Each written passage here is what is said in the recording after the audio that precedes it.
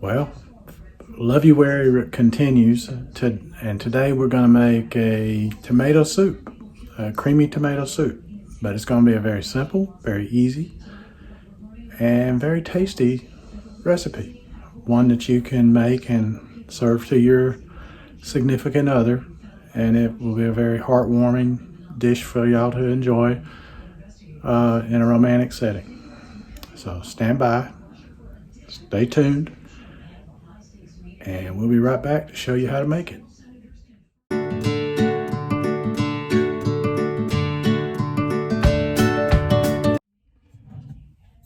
Okay, we're going to start out with a jar of marinara sauce.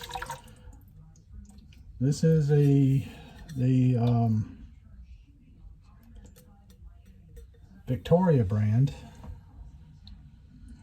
I got it at Costco. Very good. It has no added sugars. I don't know if you can see it on there. There's no added sugars in it, so that's why I like it. And I'm also going to use another one that was the Rao's, I believe is the correct pronunciation, because I can't afford to use 2 bottles of it, but I really like the flavor that comes with it, and everybody knows that it has 0 added sugars also. Now the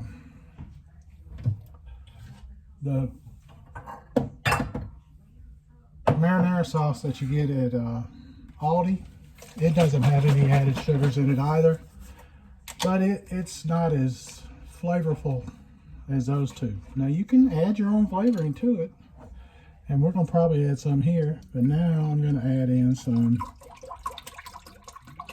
a cup of chicken broth in it. Might add more. We're going to see how it thickens, what it's thickened up like. But we might add more.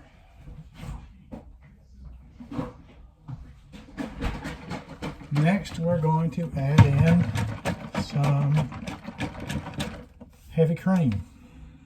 I'm going to add in a cup of heavy cream.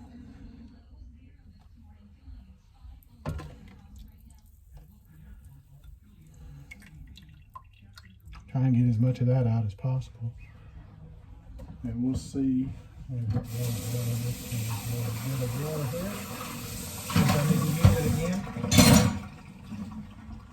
Alrighty, now I'm going to put the cap back on the cream, and we're going to turn on some fire to about a medium heat here, maybe a little above medium. Move it to where it's center on the eye.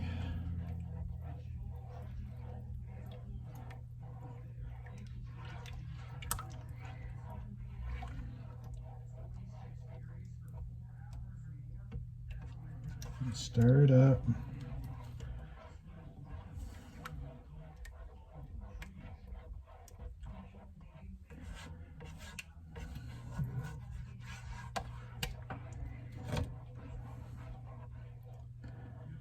We're basically just trying to thin it out some, because that marinara sauce is really thick.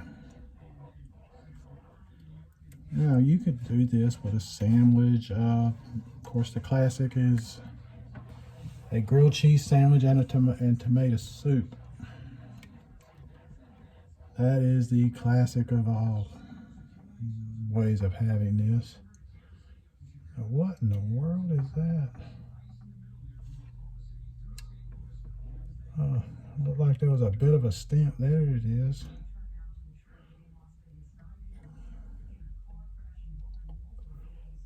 Let me get that out. Well,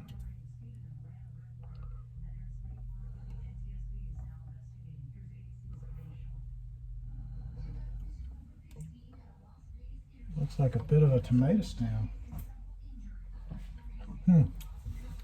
That's okay. More flavor, right? Not the full stem, just like a sliver of it. That's still a little thicker than I want, so let's see here.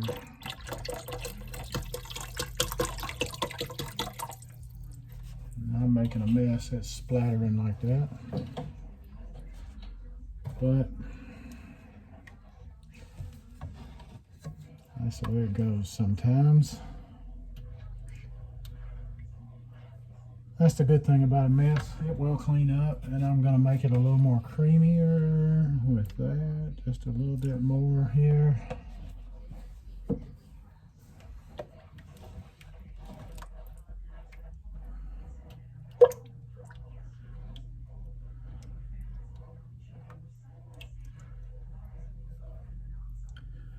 Oh yeah, I like that. I like that. That's good.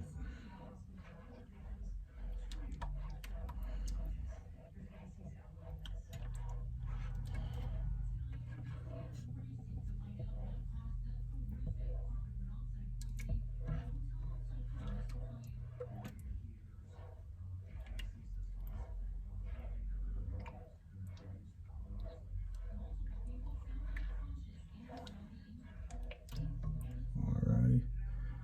I'll turn the heat up just a little bit, not much. You ever notice how things like sauces will bubble up quick and it's still not hot, but it'll start bubbling for some reason? Don't know what the thing is, especially tomato sauce. Anything with tomatoes in it, you'll get a bubble in it before it ever starts to show any kind of heat to it.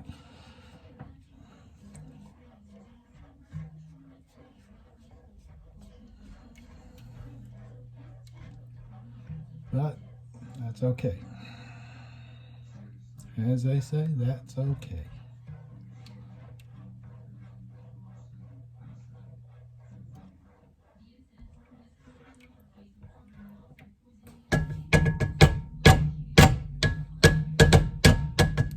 Alright, I got that mixed up pretty good. Now let's see here how it's gonna do for us. We'll let it cook until it starts to get a little heat under it. Put the top back on the broth here. And I say broth, it's chicken stock, which is basically the same thing for all practical purposes. I want to test the taste of it just to see if it's spiced up enough for me.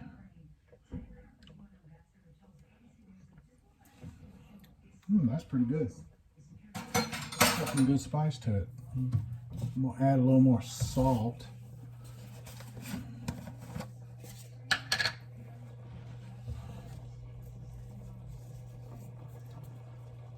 In on it.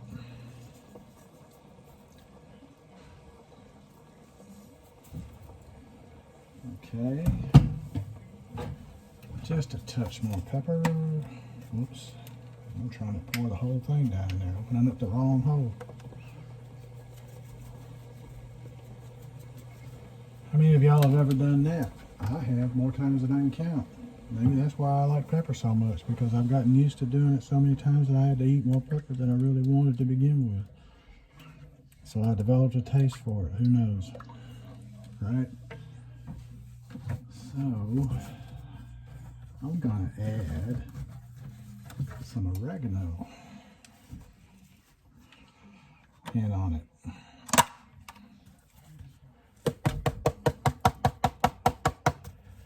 Because oregano is good.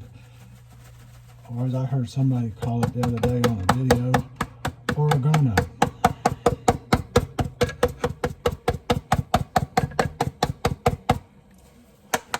Alrighty, we'll call it that for now.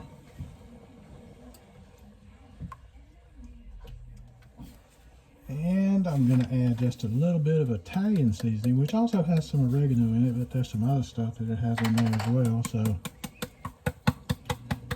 to give it a little bit more of a kick for the taste buds and the smell buds. Because the smell buds, I've got to get a good taste of it too.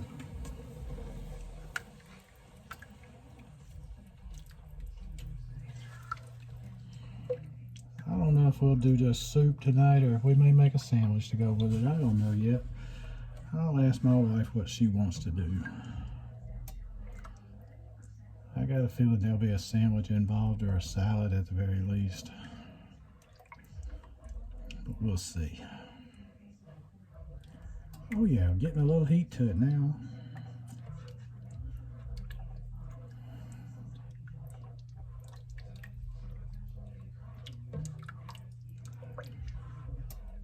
And as you cook this, just remember, if you spice it too much to begin with, you're gonna regret it later, because I'm gonna get another spoon and taste this. Yeah. Because you will regret it later, because it will come back on you, because this thing starts to, all the seasonings start to meld into it. I'm adding just a little more salt, by the way. That ought to be plenty now.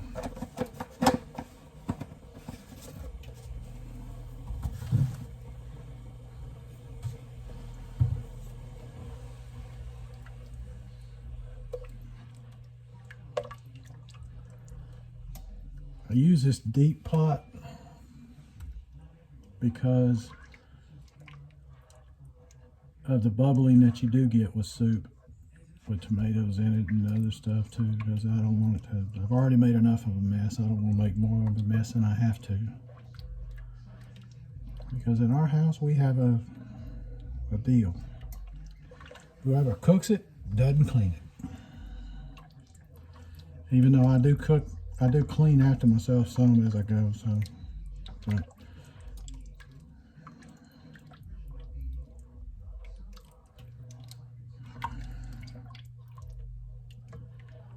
but it's really starting to come together nice now. And that's a good soup amount right there for a single meal, or it might lead to some more meals, it depends. Probably more than one meal there. Maybe a meal and a lunch, or a meal and a half, 2 meals maybe, I don't know. It depends on how much we eat and what we have with it. But